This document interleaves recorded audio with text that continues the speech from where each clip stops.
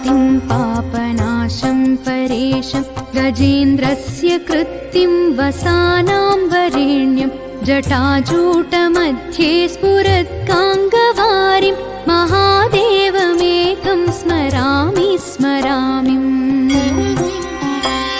महेशं सुरेशं सुरारातिनाशं विभुं विश्वनाथं विभूत्यङ्गभूषं विरूपाक्षमिन्द्वर्कवह्नित्रिनेत्रं सदानन्दमीडे प्रभुं पञ्चवक्त्रम्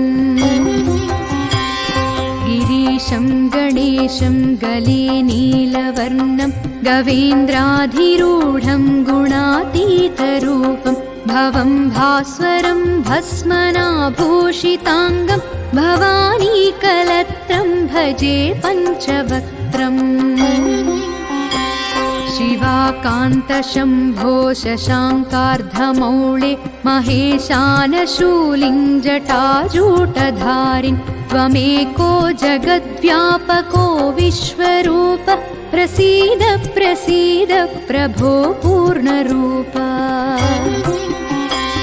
परात्मानमेकं जगद्बीजमाद्यं निरीहं निराकारमोङ्कारवेद्यं यतो जायते पाल्यते येन विश्वं तमीशं भजे लीयते यत्र विश्वम्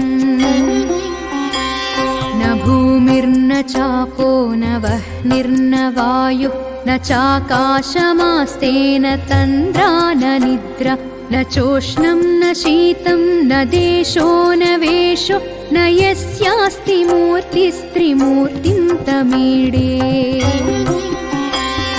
अजं शाश्वतं कारणं कारणानां शिवं केवलं भासकं भासकानां तुरीयं तमः पारमाद्यन्तहीनं प्रपद्ये परं पावनं दैत्यहीनम् नमस्ते नमस्ते विभो विश्वमूर्ते नमस्ते नमस्ते चिदानन्दमूर्ते नमस्ते नमस्ते तपोयोगगम्य नमस्ते नमस्ते श्रुतिज्ञानगम्य प्रभो शूलपाणे विभो विश्वनाथ महादेव शम्भो महेश त्रिनेत्र शिवाकान्त शान्त स्मरारे पुरारे त्वदन्यो वरेण्यो न मान्यो न गण्यः